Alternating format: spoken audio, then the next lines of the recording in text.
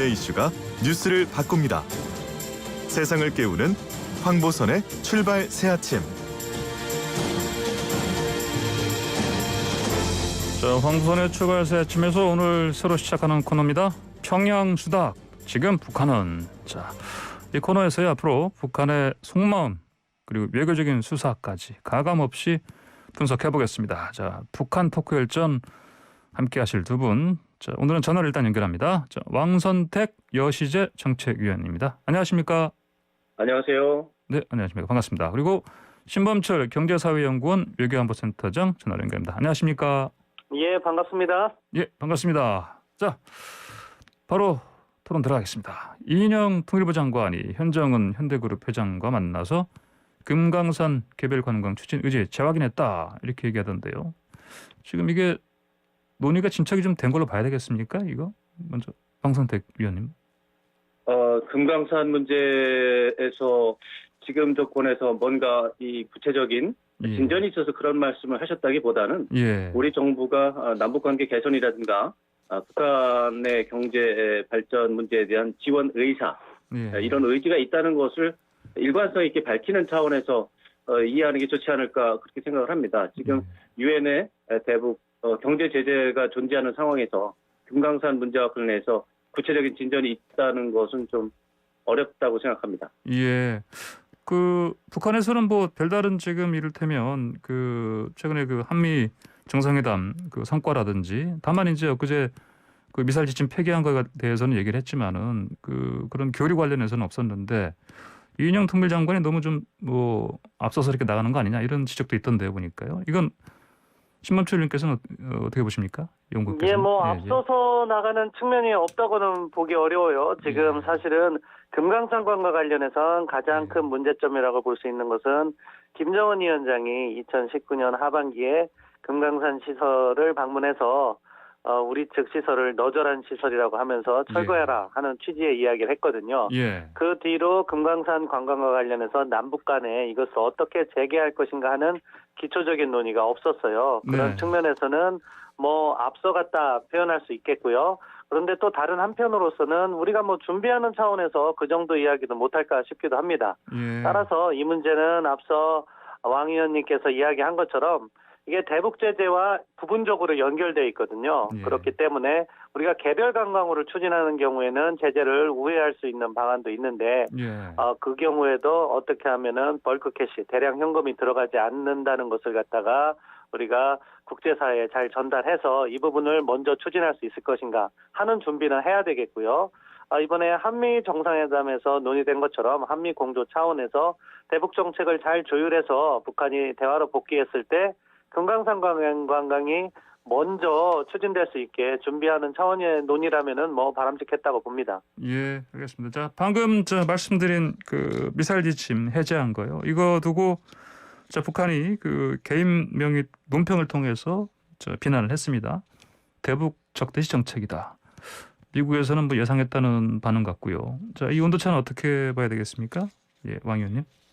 네, 북한에서 개인 논평이 나왔는데 이것은 미국의 대북 정책 전반에 대한 평가가 아니고 여러 가지 현안 중에서 미사일 지침 종료에 대해서 이야기한 것입니다. 그렇기 때문에 대북 정책 전반에 대해서는 여전히 북한이 모호한 태도를 유지하고 있다. 이렇게 평가를 해야 되고 동시에 미국도 북한과의 대화 또 북한에 대한 기회의 창문 이런 것들을 열어놓고 북한이 대화에 나오기를 기다리는 이런 상황이 계속되고 있다. 이렇게 봐야 되기 때문에 큰 구도적인 변화는 없다 이렇게 봐야 되겠습니다. 예, 알겠습니다. 자, 신현 의원께서는 어떻게 의미 부여할 수 있겠습니까? 예, 저도 같은 맥락이에요. 이제 한미 정상회담 결과에 대해서 북한은 불만을 표시할 거라고 생각했습니다. 미사일 지침도 그랬고 인권 문제 지적도 그렇고 북한으로서는 기본적으로 부정적인 메시지를 내놓은 다음에 그 다음에 핵 협상과 관련해서 미국 또는 한국으로부터 얼마나 구체적이고 북한이 원하는 답을 들을 수 있느냐 이 부분과 관련해서 이제 종합적인 판단을 하는 거죠. 그런데 이번에 미사일 지침을 비난한 거는요 생각보다 수위는 높지 않았다고 봐요. 왜냐하면 정부 대변인이라든가 고위급 인사가 아니라 조선중앙통신 김명철 논평원 명의로 나왔다는 것 자체가 수위가 낮아요. 예. 그리고 한편으로는 왕 의원님께서도 이 부분을 지적한 것으로 보이는데 뭐냐? 사실 북한이 가장 크게 반발했어야 되는 부분은 인권 부분이거든요. 예. 그런데 이번에는 그 인권 문제는 아예 빠져 있어요. 이것은 뭐냐? 지금 당장에는 구체적인 대북 정책 검토 결과를 더 듣고 또 전반적인 대미 전략에 대한 판단을 한다. 예. 그 과정에서 판을 깨지 않을 정도로 불만 수위를 표현했다. 이렇게 보고요. 만약에 다음 단계에서 북한이 원하는 바를 듣지 못했다 하면은 그 다음에는 아마 김여정 부부장이라든가 고위급에서 인권 문제까지 포함해서 대대적인 비난이나 도발이 있을 수 있다. 네. 이 가능성은 남겨두고 싶습니다. 네, 알겠습니다. 이렇게 수위 조절을 해서인지 미국은 이렇게 그 직접적인 반응은 피하는 것 같고요. 뭐 외교적인 문은 열려 있다 이렇게 반응하고 있는데 미국이 원하는 그 다음의 외교적 문 뭘로 예상할 수 있겠습니까? 이거는요? 예, 왕 의원님. 세 가지 정도 예. 시나리오를 예상할 수 있겠죠. 예. 이제 북한이 대화에 호응한다면 네. 당연히 대화를 통한 문제 해결로 나갈 것이고 예. 북한이 대화에 나서지 않고 대결 자세를 취할 수도 있습니다. 도발적인 행위를 할 수도 있습니다. 그렇다면은 뭐 강경한 대응이 불가피한 것이고요. 또 제3의 시나리오도 있을 수 있습니다. 인도적 지원이나 보건 협력 등 이런 것들을 중심으로 한 대화가 이루어지면서 이것이 비핵화 협상으로 이어지거나 아니면은 북한이 미국의 대북 정책 재검토와 관련한 이런 부분에 대해서 좀 모호한 내용이 많으니까 미국에 대해서 구체적인 설명을 요구하는 예비 회담과 같은 형태의 협상이 열릴 수가 있겠습니다. 예. 이런 제3의 시나리오가 있을 수 있는데 저는 1번이나 2번보다 3번 예. 가능성이 조금 더 많다 이렇게 지금 보고 있습니다. 왜 그렇게 생각하십니까? 1번도 부담되고 2번도 부담이 되거든요. 예. 제3의 시나리오는 예. 좀 대화를 했다 안 했다 명확하게 하기보다는 약간 우회할 수 있는 그런 요소가 있기 때문에 북한으로서는 예비 회담 형태를 좀 많이 고민하는 게 아닌가 이렇게 생각을 해볼 수가 있습니다. 예, 신범철 센터장께서는 어떤 의견이십니까? 예, 아마 북한이 대화로 복귀한다면은 방금 전에 이야기한 예비회담 정도로 가겠죠. 예. 왜냐하면 지금의 북한의 스탠스는 미국으로부터 더 많은 정보를 듣고 싶어 하는 것 같아요. 거기에서 한국 정부의 역할도 필요로 하는 것 같고요. 기본적으로는 지금 북한은 대북 적대시 정책을 먼저 철폐하라. 그러면서 연합군사훈련 중단이라든가 제재 완화 등을 요구하고 있는데요. 예. 미국이 이거를 먼저 해줄 가능성은 없다고 봅니다. 예. 다만 미국과 북한의 접점이 만들어질 수 있는 것은 1차적으로는 4월 말에 있었던 대북 정책 검토 결과를 북측에 전달했고 뭐 여러 소식통에 의하면 북한도 공식적인 반응을 보이진 않고 있지만 접수했다는 표현을 한 것 같아요. 예. 그렇지만 그 뒤에 구체적인 내용이 서로 오가지 않았다면 그 내용을 확인하는 회담은 할 수가 있다. 그걸 이제 왕 의원님께서는 예비 회담으로 이야기한 거고 만약에 북한이 현 단계에서 대화의 의지가 있다면 예비 회담 쪽으로 가는데 저는 아직은 북한이 노선을 정한 것 같진 않아요. 그렇기 때문에 예. 약간 더 시간을 끌면서 압박을 가하는 거죠. 한국 정부와 미국 정부에게. 한국 정부는 시간표가 짧기 때문에 무언가 만들어라 하는 쪽에 압박을 가할 것이고 바이든 행정부에 대해서도 뭐 추가적인 시간을 끌면서 조금 더 양보할 수 있게 그러면서 보다 유리한 여건을 조성하려고 하는 것 같은데요. 회담의 시작은 3번이 될 가능성이 높다고 봅니다. 그렇군요. 알겠습니다. 자, 그리고 미국이 북한 명칭을 그 DPRK 이거 공식화했습니다. 그 북한 매체도 국호 재조명하던데 이게 트럼프 정부와는 좀 다른 모습 아니겠습니까? 이건 어떻게 해석할 수 있을까요? 왕선택 여시철 정책위원님?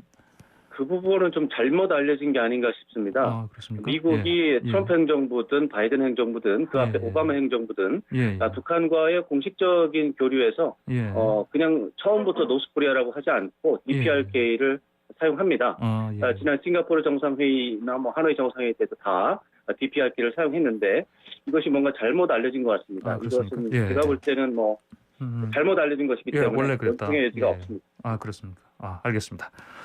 그럼 뭐 다음 얘기로 넘어가 볼게요. 그 북한이 이제 김정은 위원장 바로 안에 노동당 제1비서 이직을 신설했습니다. 뭐 최측근 조영원 가능성이 나오고 있고요. 자, 1인 지배 체제 북한이 공식적으로 당내 2인자 직책 만든 것 이게 이례적인데 지금 왜 이런 움직임이 나왔을까요? 이거 지금 북한에서 2인자 개념이 나왔다라고 하는 것은 굉장히 큰 내용이거든요. 예. 근데 제가 볼 때는 좀 아직까지는 2인제 제1비서 직책이 나왔다고 할 수는 있겠는데 예. 2인자 개념까지 가는 것은 너무 과격한 해석이다 이렇게 봐야 되고요. 그렇습니까? 북한은 유일 지도 체제이기 때문에 기본적으로 2인자가 있을 수가 없습니다. 그래서 기본적으로 제1비서 직책이 나온 것이 사실이라면 이것은 예. 제가 볼 때는 최고 지도자 업무가 과중하기 때문에 예. 건강을 해칠 수 있다. 뭐 이런 우려감이 있고 예. 또 최고 지도자가 직접적으로 모든 것을 다 관장할 필요는 없다. 이런 식의 어떤 자신감 이런 것들 때문에 주요 업무를 뭐 비서진들에게 예. 이제 분산해서 위임하는 그런 차원으로 봐야지 예. 후계자 개념으로 연결시키는 것은 잘못된 해석으로 이어질 수 있다고 생각합니다. 후계자나 뭐 2인자 이건 아닌 것 같다. 예, 지나친 해석이다 이런 2인자, 말씀이시죠. 뭐 후계자 이런 예. 식으로는 곤란합니다. 예를 들어서 예. 네. 노동당 제1비서가 후계자나 뭐 2인자라면 국가 차원의 국무위원회라든가 노동당 중앙군사위원회라든가 뭐 이런 데에서도 제1국무위원장, 제1위원장 이런 것들이 나와야 됩니다. 그런 것들이 나오지 않고 또 노동신문이라든가 관영매체, 또 예. 김정은 위원장 발언 이런 것들이 다 같은 색깔로 동조 현상이 나와야 되는데 그런 움직임이 없거든요. 예. 그래서 후계자라든가 2인자 그런 해석은 좀 과도한 해석이 될 수 있습니다. 예, 알겠습니다. 신범철 센터장께서는 어떻게 보십니까? 예, 뭐 일단 격은 약간 다른 것 같아요. 예. 과거 뭐 김정은 제1비서 그때는 노동당의 제1비서라고 했던 거고요. 지금은 예. 당 중앙위원회 제1비서니까 격은 약간 다르다. 그런데 이런 자리를 신설한 것은 뭐 여러 가지 설이 제기될 수밖에 없는 거죠. 약간 일반적인 북한의 관행은 아니었기 때문에. 예. 근데 그 사람이 2인자냐? 저는 그렇게 보진 않아요. 뭐 행정적으로 많은 역할을 부여하기 위해서 예. 그리고 또 비서국이라든가 이런 데를 더 장악하기 위해서 뭐 지금 뭐 조용원설도 나오고 있는데 예. 아무튼 그런 실용적인 차원인 거고요. 북한의 권력 서열을 보면은 2인자가 존재할 수 없고 존재한다면은 결국 김정은 위원장의 혈통이라고 할 수 있는 김여정 부부장이 2인자가 될 수밖에 없는 구조다. 예. 따라서 이것은 행정적인 관점에서 만든 것이다. 저도 그렇게 평가합니다. 예, 알겠습니다. 자, 그리고요. 자, 북한이 그 코로나 백신 불평을 지금 나타내고 있는 것 같습니다. 뭐 일부 국가가 필요 이상으로 백신 비축한다 이런 얘기 같은데 WHO의 노력까지 촉구를 했습니다. 왜 이런 반응을 낼까요? 여시제의 왕선택 의원님. 지금 사실 이제 코로나19 전국과 관련해서 지난해부터 미국을 비롯한 선진국들이 코로나19 백신 공급 문제와 관련해서 과도한 자국 이기주의를 보이고 있다. 또 이에 대해서 약소국 중심으로 좀 선진국들이 너무 하는 게 아니냐 이런 실망감이 나오고 있는 게 사실입니다. 예. 북한의 불만 표명은 그런 분위기에 편승을 하거나 이제 동조를 해서 얘기하는 것을 좀 봐야 될 거로 생각을 하고 북미관계 맥락에서 뭐 그런 예. 다른 이유가 있어서 이렇게 하지는 않는 것 같습니다. 그렇습니까? 예, 신문철 센터장님. 뭐 일단 미국을 비난하기 위해서 그랬다고 보고요. 예. 당초 북한과 코백스가 네. 협의를 하기는 것이 5월 말까지 1차분 뭐 지급 쪽으로 방향을 잡고 논의를 해왔던 것 같아요. 예. 네, 그게 되지 않으니까 북한으로서는 불만 표현을 한 계기가 된 것 같고요. 예. 다른 한편으로는 뭐 코백스 측에서는 북한과의 원활한 대화가 이루어지지 않았다는 점을 지적하고 있는 것 같은데요. 네네. 아무튼 지금 뭐 백신이 전 세계적으로 불균형한 상황이고 북한에 제때 백신이 도착하지 않기 때문에 그 책임을 미국으로 돌리면서 비난한 거라고 봅니다. 예. 지금 북한의 코로나 상황을 어떤 상황이다 이렇게 봐야 되겠습니까? 이거는? 뭐 공식적으로는 없는데 예. 상당한 주의를 기울이고 있다. 그래서 뭐 비공식적으로는 뭐 이미 공식적으로도 알려진 것은 북중 경계를 갖다가 완전히 봉쇄했고 예. 뭐 비공식적으로는 특정 지역을 진입을 차단했다 이런 이야기가 한두 차례 들리기도 했어요. 예. 다만 이제 공식적으로 그 통계가 발표가 되지 않기 때문에 뭐 간접적으로 뭐 몇만 명을 그 테스트했는데 없었다 이런 이야기는 들리는데요. 아무튼 공식적으로는 한 명도 없고요. 예. 그렇지만 북한 당국은 상당히 우려해서 뭐 국경 봉쇄라든가 모든 조치를 다 한다 이렇게 평가할 수 있겠습니다. 예. 안선택 의원께서는 지금 그 북한의 코로나 상황 그리고 이제 백신 수급 상황 어떻게 보고 계십니까? 네, 신범철 박사님 말씀하신 대로 북한은 코로나 환자가 없다고 공식적으로 없다고 주장을 하고 있습니다. 예. 근데 과거 사례로 봤을 때 북한이 코로나19 정도의 큰 사안에서 국제사회를 상대로 해서 금방 드러날 거짓말을 하지는 않았다. 저는 그렇게 평가를 하고 있습니다. 그래서 지금 상황에서 북한은 코로나 환자가 없다라고 하는 주장을 저는 그냥 그대로 믿고 싶고요. 아, 그렇습니까? 다만 예, 이제 예. 코로나 환자가 앞으로 생길 수가 있기 때문에 예. 북한이 극도의 조심을 하는 그런 상황이 이어지고 있다. 그래서 북한도 코로나 환자는 없지만 코로나19로 인한 엄청난 피해를 입고 있다. 이렇게 예. 보고 있습니다. 물론 이제 우리 한국도 이제 백신 수급 때문에 뭐 그 많은 비판이 있었습니다만 우리가 북한에 어떤 제공하는 방안은 어떻게 가능성이 있다고 보십니까?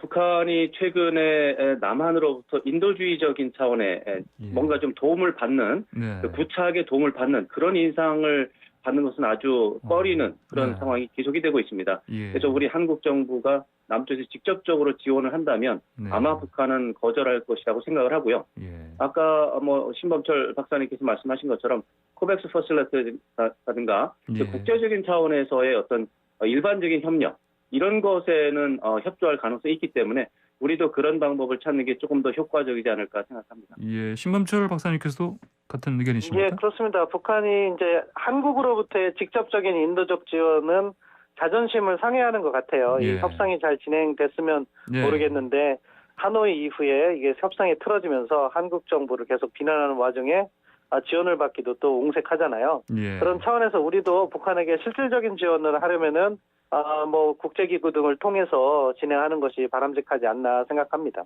예, 알겠습니다. 자, 베이징 북한 대사관에요. 그 김정은 방중 사진 3년 전 것인데 이게 대거 전시됐습니다. 이게 북한과 중국의 어떤 관계를 과시하는 거다 이렇게 봐야 되는 건 갑자기 왜 이러는 겁니까, 양선택 의원님?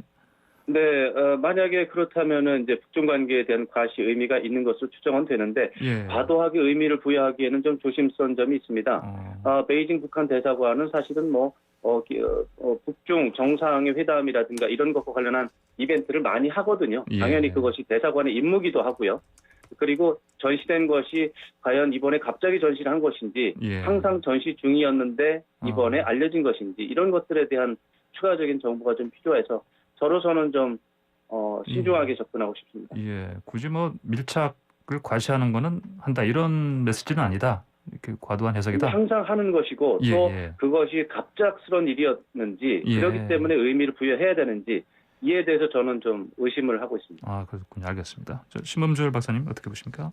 저는 밀착의 의도를 예. 갖고 있다고 봅니다. 예. 왜냐하면은 왕 박사님께서 말씀하신 것처럼 이것이 기존에 있던 거를 최근에 보도가 나왔을 가능성도 존재하는데요. 예. 흐름상으로는 한미 정상회담을 통해서 한미 공조가 밀착되는 그런 과정이기 때문에 예. 북한도 그것을 가지고 중국과의 관계를 밀착하는 데 활용할 수 있다. 그런 측면이 있고 예. 중국 입장에서도 사실 지난주에 왕이 외교부장이 북경에 있는 북한 대사관 방문했잖아요. 예. 그리고 팔짱을 끼고 사진을 찍었다. 이런 것들이 다 지금 한미동맹이 강화되는 그런 모습을 보이니까 북중도 그것을 계기로 해서 밀착하는 움직임을 보일 수 있다. 이런 것까지 우리가 염두에 두면서 대외 정책을 전개해야겠죠. 예, 알겠습니다. 자, 오늘 두 말씀 여기까지 듣겠습니다. 감사합니다. 고맙습니다. 네, 감사합니다. 네, 지금까지 평양수다 지금 북한은에서 왕선택 여시재 정책위원과 신범철 경제사회연구원 외교안보센터장의 얘기 들었습니다. 감사합니다.